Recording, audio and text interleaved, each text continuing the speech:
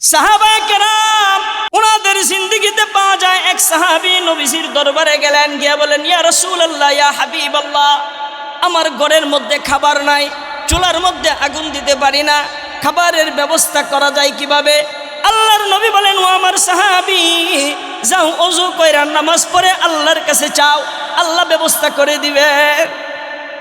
সুবহানাল্লাহ কইবেন না? সাহাবী দৌড়াইয়া চলে গেল, নামাজ পড়লো মসজিদে, 2 রাকাত নামাজ পড়ে ঘরের মধ্যে গিয়া বিবি সাহেবকে জিজ্ঞেস করলো খাবারের কোনো ব্যবস্থা হয়েছে কিনা। এমনিতেই খাবারের ব্যবস্থা করে নাই, এরপরে যদি বিবি সাহেব বলে দিছে বাজার করতে, বাজার না নিয়ে যদি কন বাজার আইসেনি, সুন্দর উত্তর আইব নি? কন না, উত্তরটা খুব সুন্দর আইব না? সাহাবী গিয়া বলে, ঘরে খাবারের ব্যবস্থা হয়েছে কিনা? ঘর থেকে আওয়াজ আসলো, কোনো ব্যবস্থা হয় নাই। সাহাবী চিন্তা করলো, আল্লাহর নবী বলছেন নামাজ পড়ো, খাবারের ব্যবস্থা হয়ে যাইবে।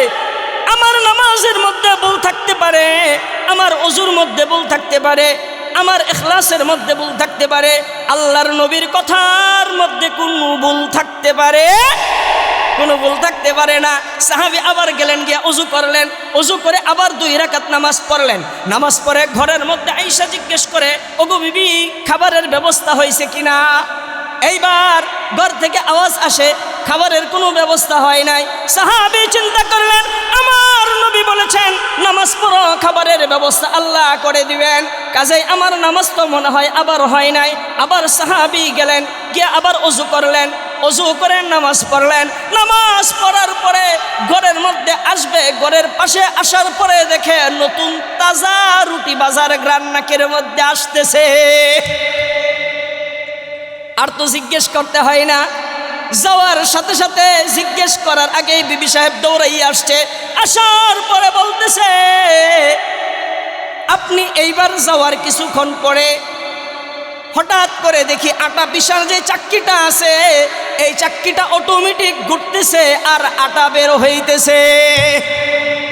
এইবার ঘরের মধ্যে যত পাত্র আছে সব পাত্র ভরে ফেললো, ডিব্বা ডুব্বা যা আছে সব ভরে ফেললো, কোনো কিছু পরার আর খালি নাই। কি করবে?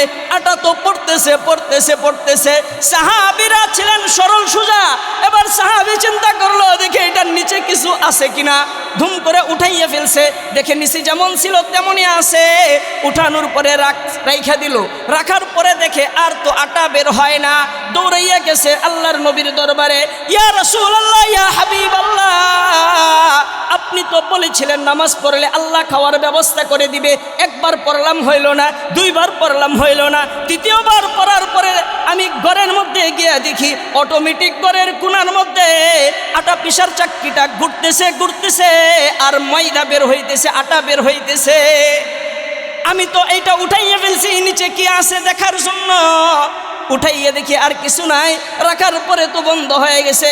আল্লাহর নবী বলেন, ও আমার সাহাবী, যদি তুমি এইটা না উঠাইতা, কিয়ামত পর্যন্ত আল্লাহ কুদরতি ভাবে তোমার এই ইখলাসের কারণে আটা বের কইরা যাইতো। ওই আল্লাহ এখনো আছে না নাই? জোরে কোন আছে না নাই? সাহাবায়ে কেরাম মনে প্রাণে বলতেন খাওয়ানেওয়ালা আল্লাহ, আর আমরা মুখ দিয়া বলি আল্লাহ। কথা কন না? সাহাবায়ে কেরাম কইতেন মনে মনে, পুরো দিল থেকে বলতেন, মন থেকে বলতেন। আর আমরা শুধু জিহ্বা দিয়ে বলি, আমরা দিল থেকে আনতে পারি না। আনতে পারি? আমরা মুখ দিয়ে বলি খাওয়ানেওয়ালা আল্লাহ, কর্মকাণ্ডে বোঝা যায় খাওয়ানেওয়ালা কামলা। কথা কন না কেন?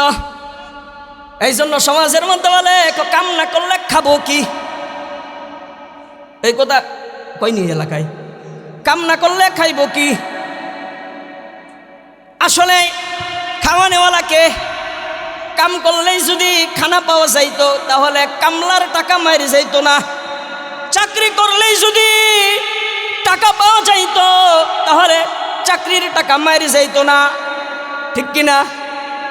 বুঝতে হবে খাওয়ানেওয়ালা আল্লাহ।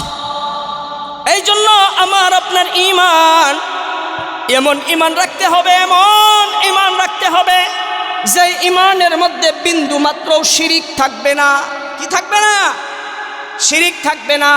শিরিক মুক্ত ঈমান, শিরিক মুক্ত ঈমান যদি আমি আপনি রাখতে পারি, তাহলে আল্লাহ বলেন দুনিয়ার মধ্যে শান্তি ও নিরাপত্তা আমি দিব, কবরের মধ্যে শান্তি ও নিরাপত্তা আমি দিব, হাসরের মাঠে শান্তি ও নিরাপত্তা আমি দিব, পুল সিরাতের পুল পার করার জন্য আমি আল্লাহ দায়িত্ব নিয়ে নিব, আর তোমাকে চিরস্থায়ী জান্নাতে থাকার সুব্যবস্থা করে দেব। ইমানটা রাখতে হবে খালেস ইমান। কি ইমান? খালেস ইমান। এই জন্য আল্লাহ পাক রব্বুল আলামিন কোরআনের অন্য জায়গার মধ্যে বলেন, ওয়াল্লাযীনা আমানু ওয়া আমিলুস সলিহাতি উলাইকা আসহাবুল জান্নাহ হুম ফিহা খালিদুন। জোরে জোরে বলেন আল্লাহু আকবার। আল্লাহ তাআলা বলেন, ওয়াল্লাযীনা আমানু ওয়া আমিলুস সলিহাত, যদি তোমরা শিরিক মুক্ত ঈমান আনতে পারো, সাহাবাওয়ালা ঈমান আনতে পারো, আর ওয়া আমিলুস সলিহাত, আমলে সালেহ করতে পারো। আমলে সালেহ কাকে বলে? উলামায়ে কেরাম বলেন আমলে সালেহ হলো আল্লাহর নবীর কাছ থেকে সাহাবায়ে কেরাম যে সমস্ত ভালো ভালো কাজগুলো শিখেছেন, প্রত্যেকটা কাজই হলো আমলে সালেহ। প্রত্যেকটা কাজ কি? আমলে সালেহ। নবীজির সুন্নত তরিকা জীবন পরিচালনা করাই হলো আমলে সালেহ। সুন্নতের বাইরে যাওয়া যাবে? সুন্নতের বাইরে যাওয়া যাবে না। এই জন্য আল্লাহ তাআলা বলেন, যদি তোমরা শিরিক মুক্ত ঈমান আনতে পারো আর আমলে সালেহ করতে পারো, তাহলে আমি আল্লাহ তোমাদের জন্য ঘোষণা দিলাম, উলাইকা আসহাবুল জান্নাহ, আমি আল্লাহ তোমাদের জন্য জান্নাতের ব্যবস্থা করে দেব। খালি জান্নাতের ব্যবস্থা না, জান্নাতের ব্যবস্থা। আজকে যদি আমি বলি আপনাদের এই এলাকায় থাকবো, অনেকেই বলবেন হুজুর থাকার ব্যবস্থা করে দেব, ঠিক কিনা? তার মানে কি আমার এক কাঠা জমি লিখে দিবেন? কয়দিন ফালবেন? 2-1 দিন, এরপরে আস্তে আস্তে খাতির ভাঙবে। এই জন্য আল্লাহ বলেন, তোমাদেরকে এরকম ভাবে জান্নাত আমি দিব না। তোমাদের জন্য জান্নাত কেমনে দিব শোনো, হুম ফিহা খালিদুন, এমন জান্নাত তোমাদেরকে আমি দান করব যেই জান্নাতের মধ্যে 1 দিন 2 দিন নয়, অনন্তকালের জন্য তুমি থাকতে থাকবে। ওই জান্নাতে যাইতে চান কারা? আল্লাহু আকবার। আল্লাহ আমাদের সবাইকে আপনার জান্নাতের মেহমান বানায়া দেয়। তাহলে 1 নাম্বার হলো শিরিক মুক্ত ঈমান। কতক্ষণ না কেন? মৃত্যুর সময় ঈমান নসিব হওয়ার জন্য 1 নাম্বার হলো শিরিক মুক্ত ঈমান। 2 নাম্বার হলো তাকওয়াল্লাহ, আল্লাহর ভয়। 2 নাম্বার কি? আল্লাহর ভয়। দেখেন আল্লাহ পাক রব্বুল আলামিন, আল্লাহ পাক রব্বুল আলামিনের ভয় শুধু মাহফিলে আসলে থাকলে হবে না, মসজিদে গেলে রাখলে হবে না, মাদ্রাসার ভিতরে গেলে হবে না। আল্লাহর ভয় সর্ব জায়গায় সর্বদাই রাখতে হবে। কিন্তু আমার আপনার ঈমানটা এমন ঈমান, যেই ঈমানটা আল্লাহর ভয় তৈরি করতে পারে না। দুনিয়ার সিসি ক্যামেরাকে আমি আপনি যতটুকু ভয় পাই, আল্লাহ আমার আপনার কাদের মধ্যে যেই 2টা সিসি ক্যামেরা বসায় দিছেন, কিরামান কাতিবিন, এই 2টা সিসি ক্যামেরাকে দুনিয়ার সিসি ক্যামেরার চাইতেও ন্যূনতম ভয় আমরা পাই না, ঠিক না ভাই? ঠিক। আজকে এখানে একটা সিসি ক্যামেরা আছে, এটা দেখার পরে এখানে কেউ কোনো ধরনের ঝামেলা করবে? কোনো অপরাধ করবে? অথচ দুনিয়ার এই সিসি ক্যামেরা নষ্ট হয়ে যাইতে পারে, আপলোড দিলে সেইটা কার্যকর হইতেও পারে, নাও হইতে পারে, এইটা কিছুদিন পরে বিলুপ্ত হয়ে যাইতে পারে। কিন্তু আল্লাহ যে সিসি ক্যামেরা দিয়ে দিচ্ছেন, এটা কি কোনোভাবে ডিসকানেক্ট করা সম্ভব? ওই সিসি ক্যামেরার বাহিরে যাওয়া সম্ভব? সম্ভব না। কিন্তু আমার আপনার চলাফেরা এমন চলাফেরা, দুনিয়ার সিসি ক্যামেরাকে ভয় পায়, কিন্তু আল্লাহর সিসি ক্যামেরাকে ভয় পায় না। যদি ভয় পাইতো তাহলে কোনো লোক সুদ খাইতো না, ঘুষ খাইতো না, ব্যভিচার করতো না, বোনের জমি মাইরা দিত না, অন্যায়ভাবে একজন আরেকজনের উপরে জুলুম করতো না। কথা ঠিক না বেঠি? কারণ আমরা যদি দিলের মধ্যে রাখতে পারতাম যে আল্লাহর সামনে দাঁড়াইতে হবে, আল্লাহকে হিসাব দিতে হবে, আমলনামা তো আমার সামনে আসবে, তাহলে কি কেউ এই গুনাহগুলো করত? আজকে আমরা চিন্তা করি দুনিয়ার এই সিসি ক্যামেরা যদি ভাইরাল হয়ে যায় সমাজে মান সম্মান নিয়ে থাকবো কিভাবে? আরে ভাই, এই সমাজ তো মাত্র তোমার 60 বছরের সমাজ, 65 বছরের সমাজ, 70 বছরের সমাজ, এরপর তোমার অস্তিত্ব রাখবে না। কিন্তু কাল হাসরের মাঠে এই সমাজের চাইতে কত হাজার লক্ষ কোটি গুণ মানুষের সামনে তোমার বেইজ্জতি হবে, লাঞ্ছনা হবে। ওই সময় বরদাস্ত করবা কি? ওই সময় বরদাস্ত করবা কিভাবে? অপারেটর গেছে কই, এর মাইক খেলে দৌড়দৌড়ি করে। এই জন্য ভাইরা আমার, আল্লাহ তাআলার ভয় সদা সর্বদা রাখতে হয়। আল্লাহ তাআলা দেখেন, কোরআন শরীফটা আমাদের একটা গাইডলাইন, সারা জিন্দেগি কিয়ামত পর্যন্ত চালানোর জন্য সংবিধান। আল্লাহ কোরআনের শুরুতেই বলেন, আলিফ লাম মিম যালিকাল কিতাবু লা রাইবা ফীহি হুদাল লিল মুত্তাকিন। আল্লাহ তাআলা বলেন, এটা এমন একটা কিতাব যার মধ্যে বিন্দু মাত্র সন্দেহ নাই।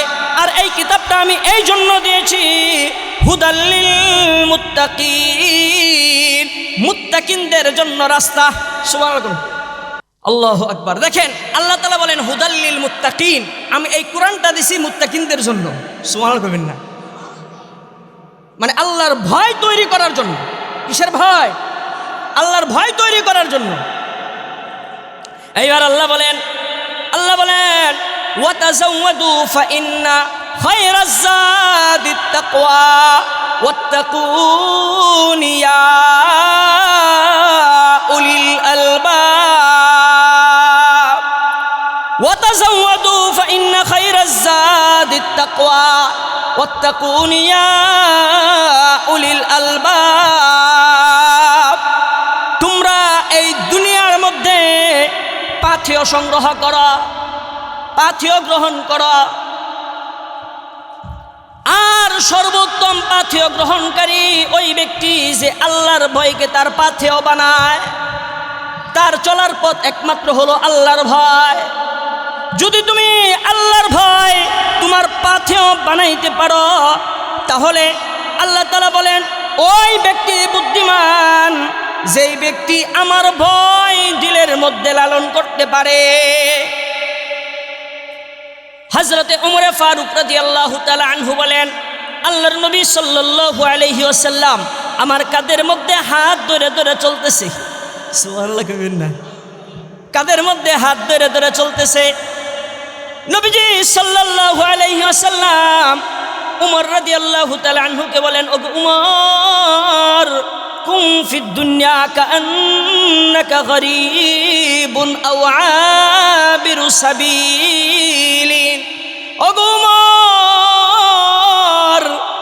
তুমি দুনিয়ার মধ্যে এমন ভাবে চলবা যেন তুমি একজন পথিক, তুমি একজন মুসাফির। একজন পথিক, একজন মুসাফির, তার বাড়ি গাড়ি সফরের সময় দরকার পড়ে না। একজন মুসাফিরের দরকার পড়ে বাড়ি পর্যন্ত পৌঁছানোর জন্য অর্থ, পৌঁছানোর জন্য সাময়িক পোশাক, পৌঁছানোর জন্য একটা যানবাহন। এই তিনটার বেশি লাগে না, এই তিনটার বেশি লাগেনি। এখন এই তিনটার বেশি লাগে না। একজন পথিক সে চিন্তা করে আমি আমার গন্তব্যে আগে পৌঁছি, আমার গন্তব্যে যাওয়ার জন্য আমার দরকার, যেহেতু যাব রাস্তাঘাটে চলবো, আমার একটা পোশাক দরকার, কিছু অর্থ দরকার, কিছু খাদ্য দরকার, আর একটু যানবাহন দরকার। এর বেশি কিছু লাগবে না। কিন্তু উমর বলেন আমার আল্লাহর নবী বলেন, ওগো উমর, তুমি দুনিয়ার মধ্যে এমনভাবে চলবা যেন তুমি হয়ে একজন মুসাফির। কারণ মুসাফির তার ঘরের চিন্তা করে না, মুসাফির বাড়ি গাড়ির চিন্তা করে না, মুসাফির চিন্তা করে সফর শেষ করে কিভাবে আগে নিজের বাড়িতে যাবে। এই জন্য মেরে মুহতারাম ভাইও, আল্লাহ পাক রব্বুল আলামিন পবিত্র কোরআনের মধ্যে বলেন, ওয়াতাযাওয়াদু ফাইন্না খায়রাজ যাদিত তাকওয়া ওয়াত্তাকুন ইয়া উলিল আলবাব। তোমরা এই দুনিয়ার মধ্যে পাথেয় সংগ্রহ করো, বাড়ি গাড়ি না। আরে ভাই, দুনিয়ার মধ্যে বাড়ি গাড়ি করে কি করবা? দুনিয়ার মধ্যে বাড়ি গাড়ি যাই করতেছো, কোনো কিছু কবর নেওয়া যাবে? কাফনের কি পকেট আছে? এই যাবৎ কেউ কি কবরে কাফনের কাপড় সারা কিছু নিতে পারছে? কথা কন, কোনো কিছুই নিতে পারি নাই আমরা।